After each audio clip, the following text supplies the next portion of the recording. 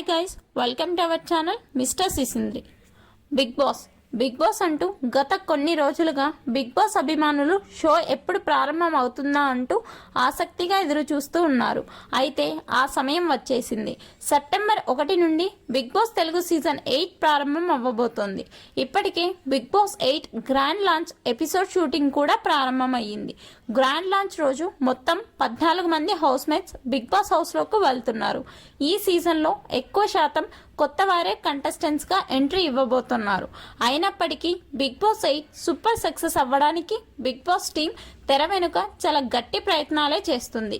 ఇక అసలు విషయానికి వస్తే బిగ్ బాస్ సీజన్ 1కి ఎన్టీఆర్ హోస్ట్గా చేయగా సీజన్ 2కి నాని హోస్టింగ్ చేశాడు.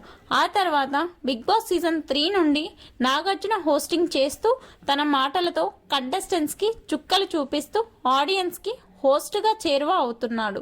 అయితే గతానికి భిన్నంగా బిగ్ బాస్ సీజన్ 8 సరికొత్తగా బిగ్ బాస్ టీం సంచలన నిర్ణయం తీసుకుంది. అదేమిటి అంటే బిగ్ బాస్ తెలుగు సీజన్ 8కి 8 మంది స్టార్స్ హోస్టింగ్ చేయబోతున్నారు. నాగార్జున మెయిన్ హోస్ట్గా ఉండబోతున్నాడు. నాగార్జున ప్రతి వారం హోస్ట్గా బిగ్ బాస్ స్టేజ్ పైకి వస్తాడు. అయితే ఈ సీజన్లో సరికొత్తగా నాగార్జునతో పాటుగా వీకెండ్లో శనివారం కానీ ఆదివారం కానీ మరో స్టార్ బిగ్ బాస్ స్టేజ్ మీదకి రాబోతున్నారు. దీంతో నాగార్జునతో పాటుగా మరో స్టార్ హీరో కలిసి ఇద్దరు బిగ్ బాస్ హోస్టింగ్ చేయబోతున్నారు.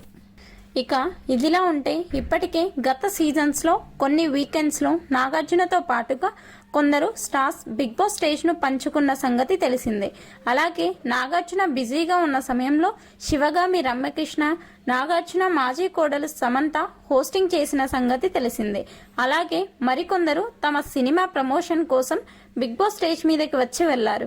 కానీ ఈ సీజన్లో బిగ్ బాస్ టీం సరికొత్తగా ఒక ఎపిసోడ్ మొత్తం స్టార్ హీరో హోస్ట్ నాగార్జునతో పాటుగా స్టేజ్ పై ఉంటూ హోస్టింగ్ చేసేలా ప్లాన్ సిద్ధం చేశారు.